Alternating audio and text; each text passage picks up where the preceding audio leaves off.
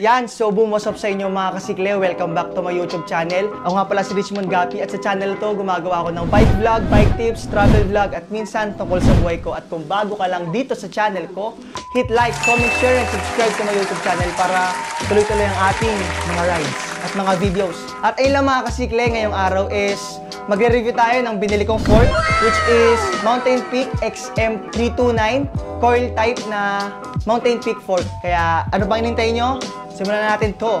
Let's do this. Let's go. 3, 2, 1. 2 joints.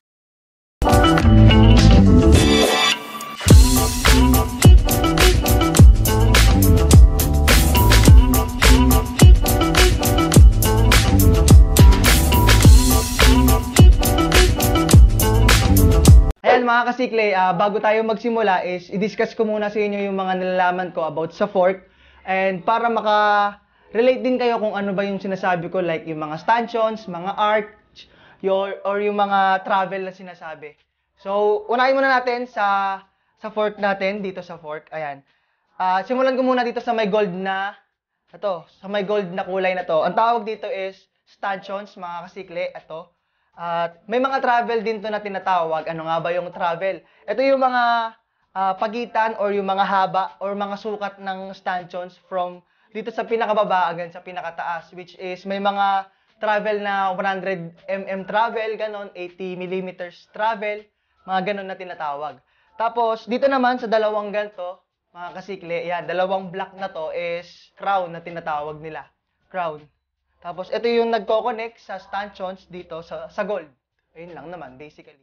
Tapos itong pula naman na to is ito yung lockout.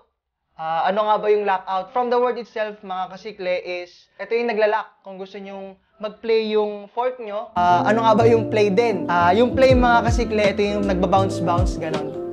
Kung meron pang kung okay pa yung spring nyo sa loob is, yun, magpa-play-play yun. Dito naman, mga kasikle, sa lockout, pwede nyo siyang malak, pwede nyo siyang iganto lang. Yan. Tapos, hindi na siya mag-play. At ito, ginagawa to kapag umaahon kayo, para hindi mas lalong mag-bounce, para hindi kayo mapagod. Ginagawa yun, yung pag-lock ng fork. Tapos, ayun lang naman mga kasikle, dito, yung rebound naman, di ba may mga fork din na na-adjust yung rebound. Yung rebound naman is yung kung gaano gusto mo kataas or kababa yung play ng fork mo. Ayun lang naman, ito, may decals din siyang mga Mountain Peak ganun. Kaya simulan natin. Ayun lang, discussion lang naman to about sa parts ng mga bike. Yung alam ko kung may mga alam ko yung mga iba pang parts na hindi ko nasabi mga kasikle, comment down below. Kaya ayun, simulan natin sa stanchions. Ito, yung gold na to mga kasikle is 100 mm travel naman yung fork ko. Ayan. Tapos, may lockout na rin siya. Ito, may lockout siya. Ayan, nalalock naman siya. Yan, tapos may arc din siya, may Mountain Peak siyang yan, yung logo ng Mountain Peak is nakalagay siya dito. Yan, yung weight naman niya is mga tansya ko, wala kasi akong timbangan ng fork or yung bike, ganon. Pero ang tansya ko naman is mga 1.96 kilos or 2 kilos, parang ganon, yung weight niya pag nung binuhat ko siya. And hindi ko na siya na-review nang hindi ko pa nakakabit dahil wala, excited first time magkabagong fork diba? Ayun nga, coil fork siya. Ano nga ba yung pinagkaiba ng coil fork sa air fork?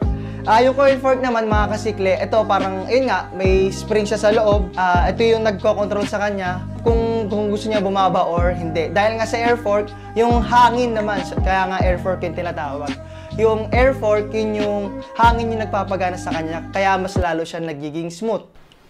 Smooth? Ayan nga, yung decals naman niya is black and red, tapos may halong konting white. Ayan, nakalagay dito is Ride Without Limitation. Ngayon nga, sa Mountain Peak naman din, ganun yung slogan nila, Ride Without Limitation. Bakit nga ba ako bumili nito? Simple lang, dahil 650 pesos lang to nung nabili ko sa online. Biruin nyo sa 650 pesos, di ba mga kasikle? Sino hindi na magagrab nito? Dahil nga, goods naman siya sa play, okay naman yung rebound niya, lahat, at wala namang gasgas or sira dito, kaya kinuha ko na. Pero nung una lang tong nabili ko, mga kasikli, parang may tubig siya sa loob. Siguro, tapos napasukan siya ng tubig sa habang naglilinis, ganon. Bakit nga ba coil yung pinili ko kaysa sa air? Simple lang mga kasikli, dahil nga, ayun nga, yung coil fork is mas swak sa budget. Budget friendly talaga to, biruin nyo 650. Pero yung mga air fork na, yun nga, hindi naman natin kaya yung budget na yun, pwede muna tayong mag-taste dito, yung mga ganon, mga 2.5, 3.5, yung brand new, mga 4.5, ganon. Kaya ito muna yung ginamit natin. Kasi hindi naman tayo gaanong maglalalayo or ito muna yung magagamit natin para hindi na tayo na i-stack dun sa stock fork natin na nanigas na rin yung sa stanchions niya. Tsaka ayun nga pala, mas mahal din yung maintenance ng mga air fork kumpara sa coil fork dahil may mga bomba-bomba pa yon or may mga kahit ano basta sabi daw nila, yun nga, mas mahirap mag-maintenance ng air fork kaysa sa coil fork. Dito kapag natumigas lang to, ayan, linisin lang yung mga spring sa loob, tapos okay na. Ayan, tingnan natin yung play na to. Papakita ko sa inyo. Let's go, let's go.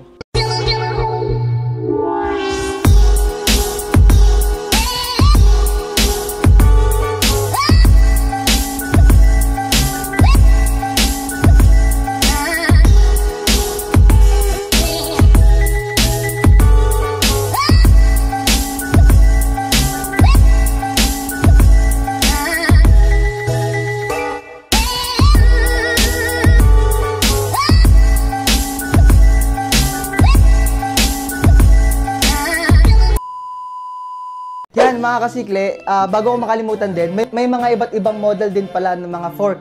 Tulad ng mga rigid fork.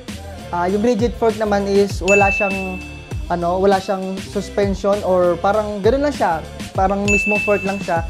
Good naman siya sa mga road bike. Ayun, kung ano yung nakita niyo sa road bike, yun yung rigid fork. Tapos may mga suspension fork naman, which is, eto nga, suspension or coil fork.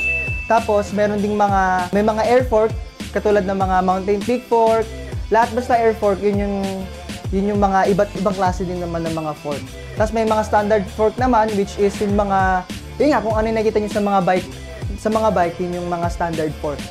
Tapos, ayun, dagdag ko lang din mga kasikli, itong model na to is 2018 model pa to, and 2021 na, and 3 years na yung pagitan simula nung nilabas ito. Worth it ba tong bilhin sa ganitong panahon na, which is 3 years na yung pagitan? For me, sa mga gusto din makatipid or makatipid pero maayos naman yung fork, siguro okay naman din to. Marirecommend ko naman siya as pwede siya sa mga from stock fork, mag-upgrade ka ng coil fork is okay naman siya sa akin. At malalaman natin to kapag merong mga instances na hindi inaasahan like mabali or maputol, malalaman naman natin yan pag na-try naman natin. Pero for me, ito 650 pesos lang to mga kasikli. Shout out sa kay Pops na nagbenta sa atin ng 650 pesos na fork. At ayun lang, good siya for me overall, okay naman siya. Nagawa namin ng paraan kahit may tubig sa loob. At ayun, bago na yung fork natin. At ayun lang, ito pala yung yung fork ko, yung pinagpalitan, wait lang. Ayan, ito mga kasikli, ito yung laman niya, ayan, coil fork. Bigat. Ito yung pinagpalitan ko mga kasikli, ayan. Pakita ko lang sa inyo kung gaano ako nagtiis ng matagal na panahon. Ayan, mabigat siya, sobrang bigat niya. Ayan, Foxter, tapos nangangalawang na yung ayan, yung fork niya, ayan, nangangalawang na, tapos sobrang late na ng yan, ng stanchions, kasi na-stuck siya sa nalubog siya tapos na-stuck na. Sobrang bigat niya talaga, parang pwede nga ito pampalo eh. Yan. Kaya, ayun, nagpalit na ako. Sobrang bigat na to mga kasikli, siguro mga 5 kilos to. Hindi ko alam, basta sobrang bigat kasi bakal na bakal, solid bakal to. Ito nga pala, ayan, kaya medyo naglagay akong spacers dahil nga mas mahaba to kaysa dito. Kaya bumili na lang akong spacers. At ayun lang mga kasikli, at sana kung gusto niyo bumili nito, maghanap. Sana meron pa nito sa mga online dahil sa online ko lang to nabili. At ayun lang, overall, good na good to pang mga nagbabalak mag-upgrade from stock to coil fork. Kaya ano pang hintayin nyo mga kasikli, kung gusto nyo maghanap nito, okay naman siya. And ayun lang, salamat sa panonood. At sana may natutunan kayo sa akin kahit pa paano. Ayun lang, kung na-enjoy nyo itong video na to, just hit like, comment, share, and subscribe to my YouTube channel. Tsaka hit mo na yung notification bell para updated ka sa lahat ng mga videos ko at lahat ng mga upload ko. See you soon sa next video ko. 3, 2, 1, bye-bye!